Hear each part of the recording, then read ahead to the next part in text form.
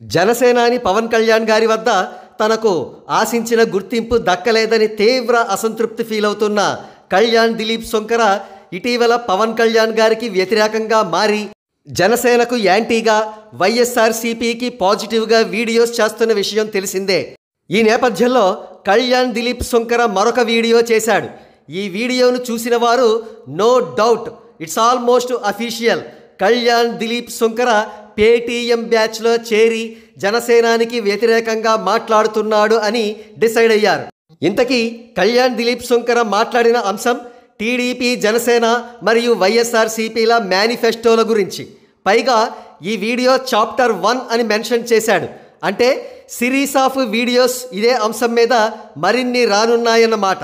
అసలు తను మాట్లాడిన అంశాలు కరెక్టా రాంగా అనే విషయం తెలుసుకునే ముందు ఎట్ ద వెరీ అవుట్సెట్ తను సెలెక్ట్ చేసుకున్న టాపిక్కే పవన్ కళ్యాణ్ గారిని ఇబ్బందుల పాలు చేద్దామనే దురుద్దేశంతో కూడుకుని ఉన్నటువంటిది.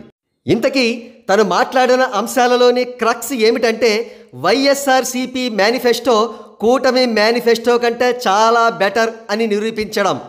తను మాట్లాడిన అంశాల్లో పెన్షన్ స్కీమ్లో పెన్షన్ 3,000 రూపాయల నుండి 2029 జనవరి నాటికి కానీ 3,500 రూపాయలకు చేరుకోకపోవడం అనేది చాలా రిలయబుల్ అంశం.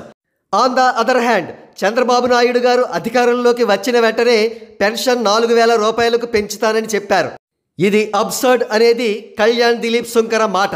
అదేవిధంగా వైఎస్ఆర్సీపీ గత 5 సంవత్సరాల టెన్యూర్లో 4,40,000 కోట్ల రూపాయలను సంక్షేమ పథకాలకు ఖర్చు పెట్టింది. అదే కూటమి గవర్నమెంట్ వస్తే 30% ఎక్కువగా ఖర్చు పెట్టాల్సి ఉంటుంది. అది అసాధ్యం అనేది కళ్యాణ్ దిలీప్ మాట. ఇప్పుడు అసలు విషయానికి వస్తే కూటమి మేనిఫెస్టో ఈ విధంగా అన్ని ఫ్రీబీస్తో ఉండడానికి ప్రధాన కారణం ముళ్ళును ముళ్ళుతోనే తీయడం.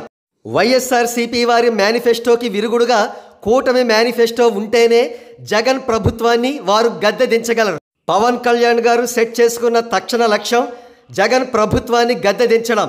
తదనంతరం కూటమి అధికారంలోకి వచ్చాక మేనిఫెస్టోలోని అన్ని ఫ్రీబీస్ను ప్రజలకు అందించడం ఎంత కష్టమో ప్రజలను ఎడ్యుకేట్ చేసి కొన్ని ఫ్రీబీస్ మాత్రమే ఇంప్లిమెంట్ చేయాలనేది కూటమి ప్రభుత్వ లక్ష్యం. ఈ విషయాలేవి కళ్యాణ్ దిలీప్కు తెలియనివి కావు. కానీ అతని ప్రస్తుత లక్ష్యం పవన్ కళ్యాణ్ గారిని ఇబ్బందుల పాలకు గురి చేయడమే. అందుకే ఆయన అపోనెంట్స్ అంటున్నారు కళ్యాణ్ దిలీప్ పేటీఎం బ్యాచ్లో చేరిపోయాడని. ఏమో నిజమేనేమో.